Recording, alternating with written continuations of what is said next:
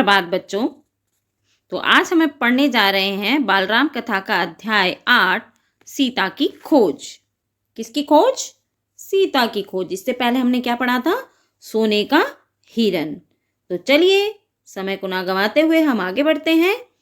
मुझे उम्मीद है कि आप बहुत ध्यान से इसको पढ़ेंगे। सीता की खोज, क्योंकि अभी जो मारीच था वो राम को बहुत दूर लेकर गया था कुटिया से, और सीता का हरण कर लिया था रावण ने। अब सीता जब ढूंढते हुए वो जब राम और लक्ष्मण वापस आते हैं कुटिया में, तो क्या देखते हैं उसके आगे की वर्णन इसमें है। राम के मन में कई प्रकार के प्रश्न थे, आशंकाएं थी। मारीच की माया उन्होंने देख ली थी, वह छल से उन्हें कुटिया से दूर ले आया था। अब क्या होगा, यही सोचते हुए वे कुटिया की ओर भागे चले जा रहे थे। वापसी में एक पल मतलब वो एक भी पल गंवाना नहीं चाहते थे, अर्थात थोड़ा सा भी विलंब करना नहीं चाहते थे। विलंब मतलब देरी, वो जरा सी भी देरी नहीं करना चाहते थे। वो जल्दी से जल्दी कहाँ पहुंचना चाहते थे? कुटिया में। लक्ष्मण को वे कुटी पर छोड़ आए थे सीता की रखवाली के लिए। तब वो मन में सोचते हुए आ रहे हैं, क्या सोच रहे हैं वो मन में? अच्छा हो कि लक्ष्मण वहीं हो, मारीच की मायावी आवाज उन तक ना पहुंची हो। राम ने सोचा सीता अकेली रही तो राक्षस उन्हें मार डालेंगे, और मार डालने के बाद वो क्या करेंगे? उसको खा जाएंगे, क्योंकि राक्षसों का तो कोई भरोसा ही नहीं है। तभी, अब वो इतना सोचते हुए वापस आ ही रहे थे कुटी की तरफ, तभी उन्होंने पगडंडी से लक्ष्मण को आते देखा। पगडंडी का मतलब क्या होता है? पैदल वाला रास्ता, ठीक है। जिसका राम को डर था वही हुआ। अनिष्ट की आशंका, अनिष्ट मतलब कुछ गड़बड़ है, कुछ गलत होने वाला, और बढ़ गई उनकी आशंका। नहीं, सीता किस हाल में होगी? अब उन्होंने राम को उसको लक्ष्मण को देखते ही राम ने सोचा कि पता नहीं अब सीता किस हाल में होगी, क्योंकि लक्ष्मण भी आ गया वहां से। अब वो देखो क्या सोच रहे हैं।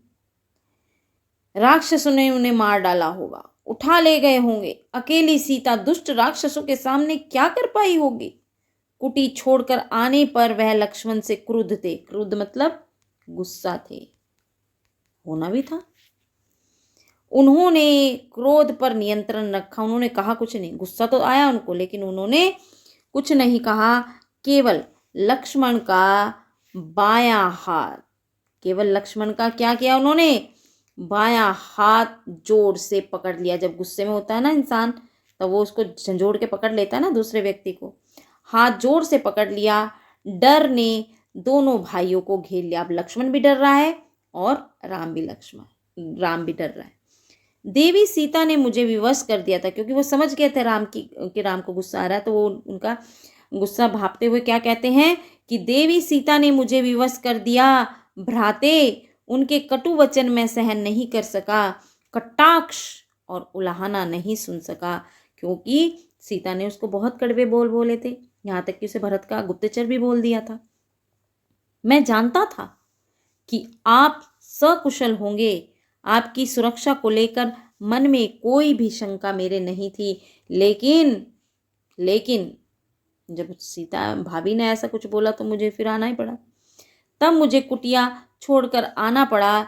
लक्ष्मण ने कहा, यह तुमने अच्छा नहीं किया। राम उसको बोलते हैं कि यह तुमने अच्छा नहीं किया, तुम्हें मेरी आज्ञा का उल्लंघन नहीं करना चाहिए था। अब जल्दी चलो, मेरा मन चिंतित है। सीता ना जाने किस हाल में होगी, कैसी होगी। अब वो राम जो है लक्ष्मण को बोल रहे हैं कि ये तुमने अच्छा नहीं किया कि सीता को अकेला छोड़ दिया, और तुम वहां से आगे उसके कहने पर। उसने जो भी कहा था कहने देते, तुम्हें उसे छोड़कर नहीं आना चाहिए था। अब चलो, जो भी हो गया सो हो गया, अब देर मत करो, अब जल्दी वापस चलो।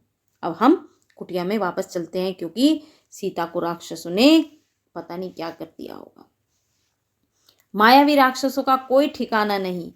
राम ने चलने की गति और बढ़ा दी। गति मतलब चलने का स्पीड जो होती है, चाल। कुटी अभी कुछ दूर थी पर दिखाई पड़ने लगी थी। कहते हैं ना, जब दूर इंसान खड़ा होता है तो थोड़े सा दूर की चीज़ें उसे दिखने ही लगती हैं। राम ने वहीं से पुकारा, सीते तुम कहाँ हो? जैसे कि उन्हें पता चल गया हो कि सीता आश्रम में नहीं है। दूर से कुटिया देख करके ही राम चिल्लाने लगे, सीते तुम कहाँ हो? क्योंकि मन को आभास हो जाता है, जब कुछ गलत होने वाला होता है तो मन को आभास हो ही जाता है। सीता आश्रम में नहीं है। कुटिया मौन रही, वहां से कोई उत्तर नहीं मिला। राम की बेचैनी बढ़ गई। अब उनकी जो बेचैनी थी, जो उनकी आशंका थी, वो सही साबित हो रही थी। अब वो बहुत ज़्यादा परेशान हो गए थे। उनकी एक आवाज़ पर कहीं से भी उपस्थित हो जाने वाली सीता उनके जवाब ही नहीं दे रही थी। उनकी एक आवाज़ पर वो जहाँ भी आवाज़ मारते थे वो तुरंत उपस्थित हो जाती थी, अर्थात प्रेजेंट हो जाती थी। अब वो सीता वहाँ नहीं थी। अनुपस्थिति बोलती कैसे? जब वो वहाँ थी ही नहीं तो वो बोलती कैसे? राम की आवाज़ पेड़ों से टकराकर हवा में विलीन हो जाती। विलीन का मतलब क्या होता है? गायब। ठीक है, गायब हो जाना। कुटिया के शून्य में समा जाती, अर्थात कुटिया खाली थी। शून्य का मतलब होता है ये जीरो होती है ना, ये खाली होती है। वह समा जाती। राम पुकारते रहे, लेकिन सीता वहां हो तो जवाब देगी। अब उत्तर में उन्हें हर बार सन्नाटा ही मिला। सन्नाटा का मतलब बिल्कुल शांति, जहाँ कोई प्राणी की भी आवाज नहीं, किसी चूं चां कुछ भी नहीं। चुप्पी हर ओर थी। हर दिन हवा में झूलने वाले पत्ते शांत थे। लताएं गुमसुम पड़ी हुई थी।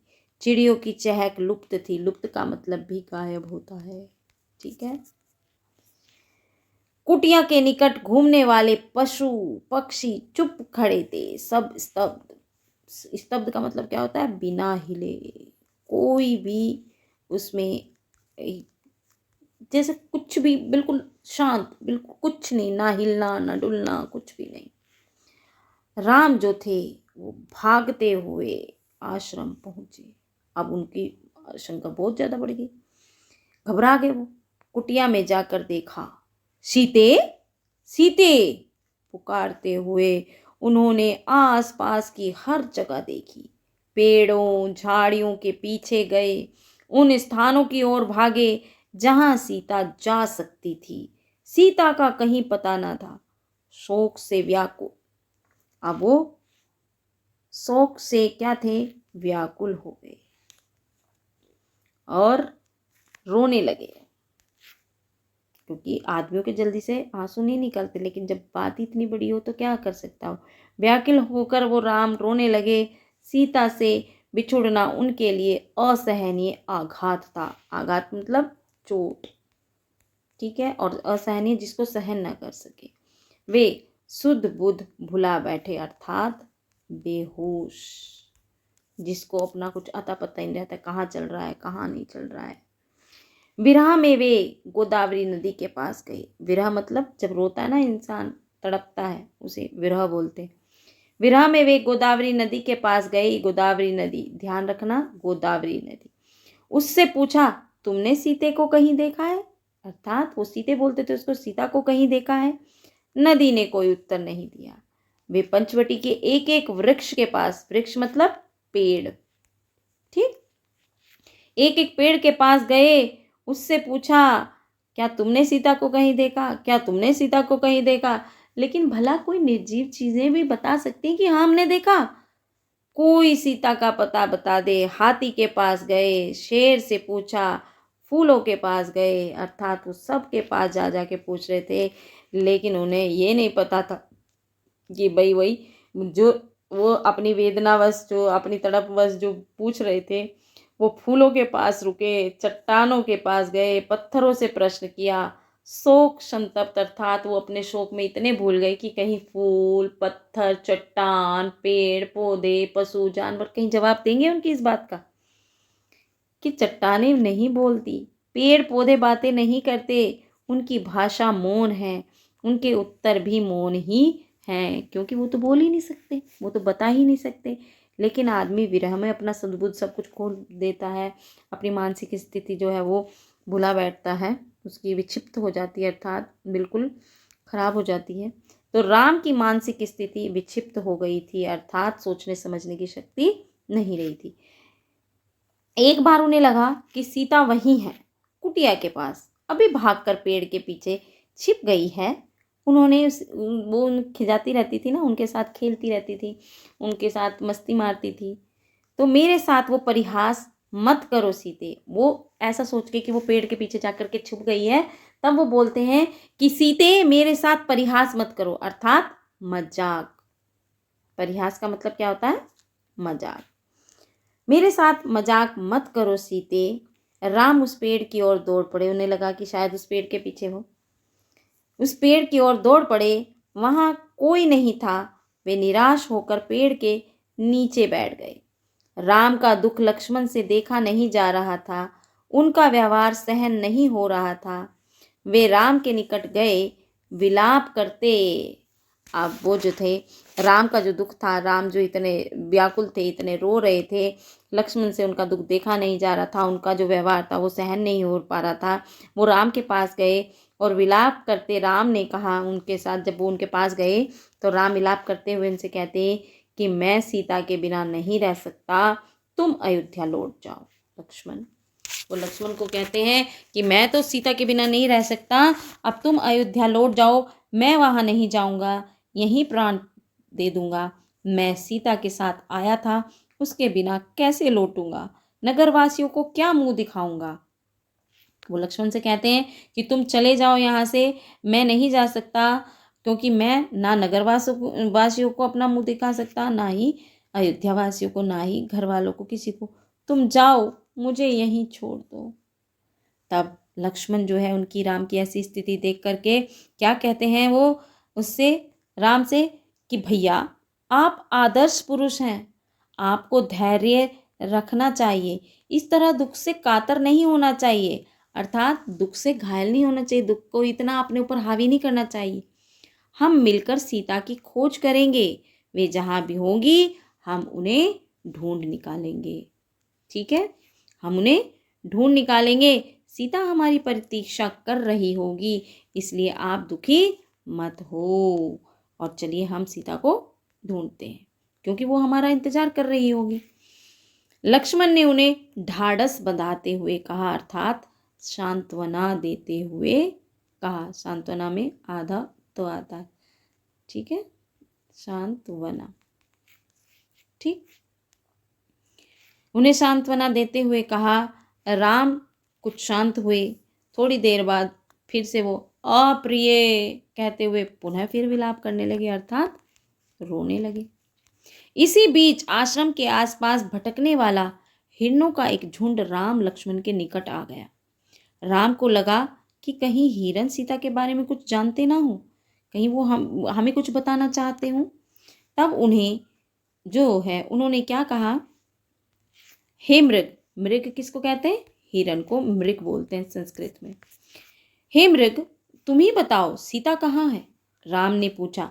हिरणों ने, जो वो थे हिरण थे, उन्होंने अपना सिर आसमान की तरफ उठाया और देखते हुए दक्षिण दिशा की ओर भाग गए। राम ने संकेत समझ लिया, क्योंकि कहते हैं ना, वो बोलते नहीं है पशु पक्षी, लेकिन उनमें समझने सोचने की शक्ति होती है, और उन्होंने वो अपना परिचय दे भी दिया।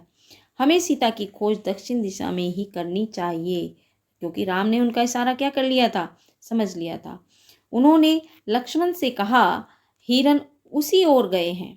वन में भटकते हुए उन्होंने एक टूटे हुए रथ के टुकड़े देखे, क्योंकि अब जब हिरण को देख करके उन्हें पता चल गया कि अब वो दक्षिण दिशा की ओर हैं, तब वो वहाँ से आगे चले कि चलिए अब हम उसे खोज शुरू करते हैं।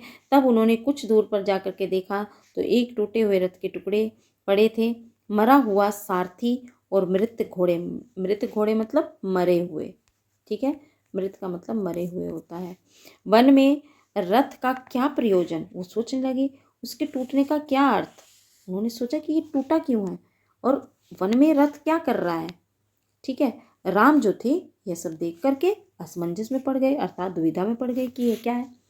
उन्हें लगा, अब वो क्या सोच रहे हैं, लगता है थोड़ी देर पहले यहाँ संघर्ष हुआ है। संघर्ष मतलब लड़ाई, ठीक। लक्ष्मण ने कहा, यह पुष्पमाला वही है जिसे सीता ने वेणी में गूंथ रखा था। निश्चित तौर पर सीता राक्षसों के चंगुल में फंस गई है। यह माला संघर्ष के दौरान शायद नीचे गिरी होगी, क्योंकि जब वो वहाँ पे सब चीज़ उन्हें दिखाई दे रही थी तो लक्ष्मण के हाथ में सीता की जो पुष्पमाला थी, जो वो गले में पहनती थी, अपने बालों में लगाती थी, वो पुष्पमाला जो थी वो वहाँ पर पड़ी हुई थी। अब उसे देख करके उन्होंने कहा कि शायद यहाँ पे कुछ लड़ाई झगड़ा हुआ है और उसके दौरान वो चंगुल में राक्षसों की फंसी, तो शायद ये माला यहाँ पर गिर गई। यह माला जो है वो संघर्ष का दौरान, यहाँ पे उसका प्रतीक दिखाई दे रही है, संघर्ष के दौरान वेणी से टूटकर गिरी होगी। ठीक है, चलिए अब आगे चलते हैं।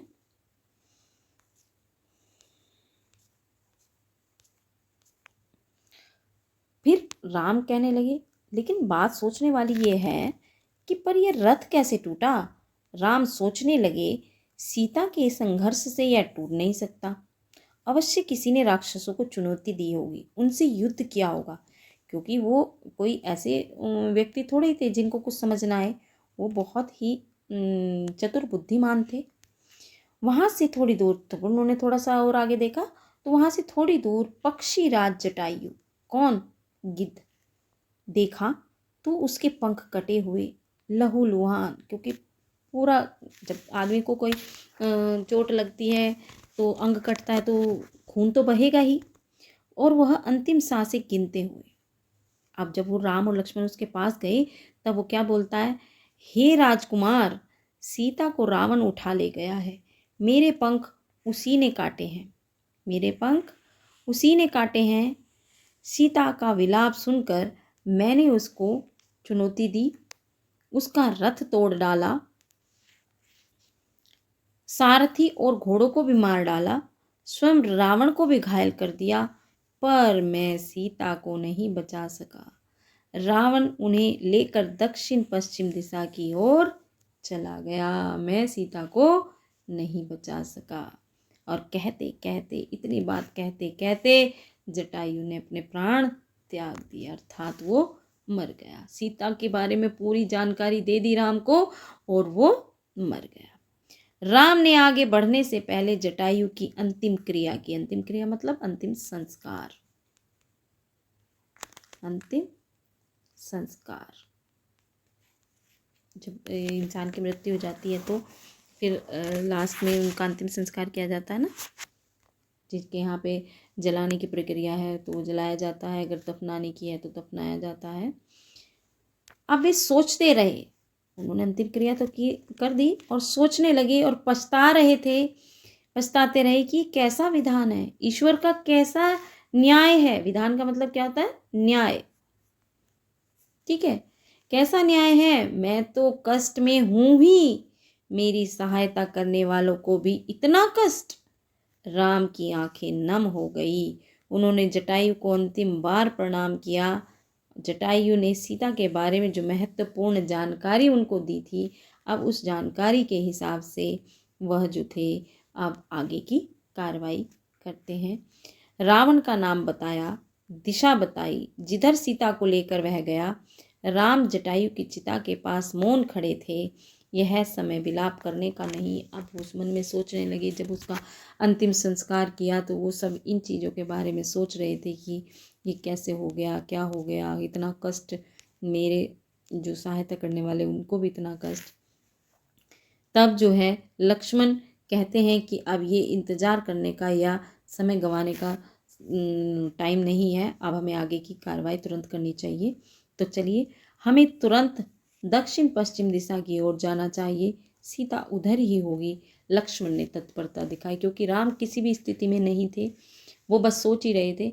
तभी लक्ष्मण उनको बोलता है कि अब हमें ज़्यादा देर नहीं करनी चाहिए, अब हमें सीता की खोज करनी चाहिए। आगे का मार्ग, मार्ग मतलब रास्ता, आगे का मार्ग और कठिन था।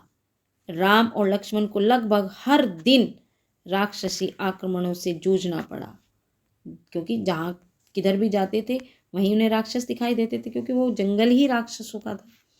अनेक कठिनाइयाँ आई, अवरोध, अवरोध मतलब कितनी बाधाएं आई, कठिनाई आई। दोनों राजकुमार प्रत्येक बाधा को पार करते चले गए। उनके सामने लक्ष्य स्पष्ट था, लक्ष्य मतलब उनका उद्देश्य कि अब उन्हें क्या करना है। दिशा तय थी, दिशा उन्हें पता थी कि दक्षिण है। उन्हें कोई नहीं रोक सकता था। वन मार्ग जितना कठिन होता गया, उनकी दृढ़ता अर्थात उनका निश्चय, उनका अपने लक्ष्य को पाने का जो बीड़ा उन्होंने उठाया था वह और बढ़ता गया, उनकी दृढ़ता भी बढ़ती गई। वनवासी, वनवासी अर्थात वनवासी किसको बोला गया? इन्हीं दोनों को, क्योंकि इन्हें वनवास मिला था इसलिए ये वनवासी भी थे। वनवासी राजकुमार प्रतिदिन सुबह उठते, प्रतिदिन मतलब हर रोज दक्षिण दिशा की ओर चल पड़ते। एक दिन जैसे वे सुबह सुबह अपनी यात्रा आरंभ कर रहे थे, एक दिन यात्रा के प्रारंभ में यानी दिन शुरू होते ही विशाल काय राक्षस ने उन पर आक्रमण कर दिया। विशाल काय मतलब बहुत बड़ा। उसका नाम कबंध था। क्या नाम था उसका? कबंध। कबंध देखने में बहुत डरावना था। मोटे मांसपिंड, यानी कि उसका जो शरीर था वो बिल्कुल बेडोल था, सुडोल नहीं था। मोटे मांसपिंड जैसा, गर्दनी नहीं थी इसकी, एक आंख थी, दांत बाहर निकले हुए, जीभ सांप की तरह लंबी और लपलपाती हुई। राम लक्ष्मण को देखते ही कबंध प्रसन्न हो गया। आहा, तो बड़ा बढ़िया आहार मिला है। क्योंकि क्या कहते हैं, राक्षस तो खाते ही वो है ना, मांस और कच्चे आदमी कोई खा जाते हैं। उसने दोनों हाथ फैलाए, एक एक हाथ में दोनों भाइयों को पकड़कर हवा में उछाल ही रहा था कि जो था वो अब मुझे मिल जाए। पकड़कर हवा में उसने उठा दिया। उसने उसे जो मुंह मांगा, जो मन इच्छा, जो मैंने बैठे बिठाए जो आहार मिल रहा था, आहार मतलब भोजन, ठीक, बैठे बिठाए वह अपने शिकार को भुजाओं में, भुजाएं मतलब बाहों में, हाथों में लपेट कर मुंह तक ले जाता, इससे पहले ही राम और लक्ष्मण ने अपनी तलवारें निकाली और कर दिया कल्याण। ठीक, तलवारें निकाल ली, एक झटके में कबंध के हाथ काट दिए। उसके हाथ धरती पर गिर पड़े। कबंध उनकी शक्ति और बुद्धि पर आश्चर्यचकित रह गया, क्योंकि इतनी तत्परता। जैसे ही वो उछाल करके हवा में अपने मुंह में डालना चाहता था, इतनी देर में दोनों ने अपनी तलवार निकाली और उसके हाथ काट दिए। अब वो आश्चर्यचकित रह गया कबंध की, असाधारण व्यक्ति तो है नहीं। तब वो उनको बोलता है, कौन हो तुम दोनों? उसने पूछा।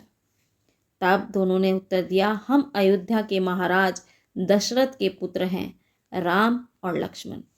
रावण ने राम की पत्नी सीता का हरण कर लिया, हम उन्हीं की खोज में निकले हैं। अब राक्षस ने, वो जो कबंध था, उसने राम के बारे में सुन रखा था पहले ही।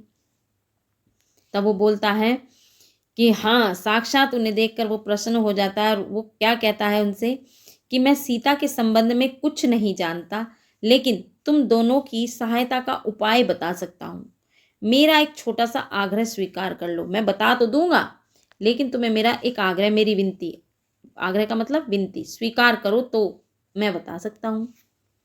मेरा आग्रह यह है कि मेरा अंतिम संस्कार राम करें, तब मैं बता सकता हूँ इसका उपाय। राम ने जो थी अपना सहमति व्यक्त कर दी। उसने कह दिया कि हाँ ठीक है भाई, जब तुम कह रहे हो, तुम मुझे आगे का उपाय बता सकते हो तो ठीक है, मैं कर दूंगा तुम्हारे अंतिम संस्कार। कबंध बोला। उसके बाद कबंध अपना जवाब देता है, आप दोनों पंपा सरोवर, याद रखिए पंपा सरोवर, पंपा सरोवर के निकट ऋष्यमुख पर्वत पर जाएं। ऋष्यमुख पर्वत जहां पर सुग्रीव रहता था, ये ध्यान दीजिएगा। जहां पे इस तरह के मैं आपको सर्कल करके दिखा रही हूँ ना, ये चीज ध्यान रखिएगा, प्रश्न बनते हैं यहाँ से। वह वानर राज सुग्रीव का क्षेत्र है। वे निर्वासित, निर्वासित मतलब अपने राज्य से निकाले गए, निर्वासित जीवन व्यतीत कर रहे हैं। सुग्रीव से मदद मांगो, अर्थात सुग्रीव से मदद का आग्रह कीजिए। उनके पास बहुत बड़ी वानर सेना है। सुग्रीव के वानर सीता को अवश्य खोज निकालेंगे। कबंध की सांस टूटने लगी, अर्थात वो इतनी बात कह करके उसकी सांस उखड़ने लगी, अर्थात वो मर गया। उसका अंत जो था वो निकट आ गया था। अब राम और लक्ष्मण को जो उसने बातें बताई थी, अब उसके आपने देखा होगा कि कबंध कैसा दिखता है। ये देखिए कितना अजीब सा है। ये देखिए एक आंख है, कितने बड़े बड़े दांत हैं, हाथ देखो उसके कितने बड़े हैं, नुकीले, कितना डेंजरस लग रहा है ना। अब राम और लक्ष्मण को जब उसकी सांसें उखड़ने लगी, राम और लक्ष्मण को अपने निकट बुलाते हुए उसने कहा कि पंपा सरोवर के पास मतंग ऋषि, कौन सा ऋषि? मतंग ऋषि का आश्रम है। वहीं उनकी शिष्या सबरी भी रहती है। आगे जाने से पूर्व सबरी से अवश्य मिल ले। यही बोलते बोलते कबंध ने अपने प्राण त्याग दिए। राम ने अपना वचन पूरा करते हुए उसका अंतिम संस्कार किया और पंपा सरोवर की ओर चल दिए। अब ये मतंग ऋषि की जो शिष्या है सबरी, ये जाति से एक भील थी, यानी शिड्यूल कास्ट, नीच जाति की थी, लेकिन ये फिर भी भक्ति में इतनी लीन थी कि इनकी भक्ति को देख करके मतंग ऋषि ने इनको आश्रम में रखा और इनको अपनी शिष्या बना लिया। ये जो थी लकड़ियाँ चुनती थी और पूरा आश्रम में सारा काम करती थी। ये बहुत लगनशील थी, भक्ति बहुत, ये तकरीबन इनको एक युग बीत गया था वहाँ पे रहते, बहुत बूढ़ी हो गई थी, जर्जर हालत में हो गई थी। कबंध की बातों से राम को बहुत ढाढ़स हुआ, अर्थात बहुत सांत्वना मिली, बहुत उनको ये भी हुआ कि हाँ चलो हमें लक्ष्य के हम थोड़ा आगे निकट तक पहुँच गए। सीता तक पहुँचने की आशा बलवती हुई, बलवती मतलब और स्ट्रांग हो गई। राम को सुग्रीव की क्षमता और उनकी वानर सेना की शक्ति का पता था। वे जल्दी सुग्रीव तक पहुंचना चाहते थे। ऋष्यमुख पर्वत का रास्ता पंपा सरोवर के पास से होकर के ही जाता था। पंपासर का प्राकृतिक सौंदर्य अद्भुत था, आश्चर्यचकित करने वाला। मतंग ऋषि का आश्रम भी उसी पंपा सरोवर के पास था, किनारे पर था, लता कुंज से घिरा हुआ। सरोवर का पानी मीठा था। सबरी की जो वो थी कुटिया, वो उसी आश्रम में थी। ठीक है, वह ऋषि की शिष्या थी। शिष्या किसको बोला जाता पता ना आपको? आप सभी लोग छात्र छात्राएं हैं तो आप भी शिष्य और शिष्या हैं। शिष्या फीमेल को कहा जाता है अर्थात स्त्रीलिंग, और मेल को हम पुल्लिंग को कहते हैं शिष्य। उसकी आयु बहुत हो गई थी। जर्जर काया, काया मतलब शरीर, ठीक, लेकिन आंखें ठीक थी। हर पल राम की प्रतीक्षा में खुली हुई। ऋषि ने उसे बताया था, क्योंकि ऋषि ने बताया था कि एक दिन राम अवश्य इस आश्रम में आएंगे, क्योंकि पहले जो ऋषि मुनि होते थे वो दिव्य दृष्टि उनके पास होती थी और उससे जरूर मिलेंगे, क्योंकि वो राम से मिलना चाहती थी, वो प्रभु के दर्शन करना चाहती थी। राम तो जो अवतार थे वो प्रभु का ही अवतार थे। राम को आश्रम में देखकर सबरी बहुत प्रसन्न हुई, अर्थात खुश हुई। उनकी आव भगत की, यानी सेवा की, खाने को मीठे फल दिए, रहने की जगह दी। उसकी आंखें तृप्त हो गई थी, अर्थात उसे बड़ी संतुष्टि हो गई थी। राम ने उनसे सीता के संबंध में पूछा। आप, तब वो क्या बोलती हैं सबरी, कि आप सुग्रीव से मित्रता करिए, सीता की खोज में वह अवश्य सहायक होगा। उसके पास विलक्षण शक्ति वाले बंदर हैं। विलक्षण मतलब अद्भुत, जिसका कोई तोड़ ही नहीं है। सबरी ने राम को आश्वस्त कर दिया। अगले दिन राम ऋष्यमुख पर्वत चले गए और उनकी व्याकुलता अब घट रही थी। अगले दिन जब वो ऋष्यमुख पर्वत पर गए तो उनकी व्याकुलता अब घट रही थी। मन की शांति जो थी वो अब लौट आई थी। अब जो है इससे आगे का हम अभी यहाँ पे ये समाप्त होता है। अब इससे आगे का जो है वो हम अगले अध्याय में पढ़ेंगे, राम और सुग्रीव, अध्याय नंबर 9। तब तक के लिए आप इसको पढ़िए, सुनिए और इसके रहस्य को जानिए। आपको इसे सुनने मात्र से ही ये लर्न हो जाएगा। ठीक है, तो अब हम इसको यहीं समाप्त करते हैं। अगले अध्याय में फिर मिलेंगे, तब तक के लिए धन्यवाद।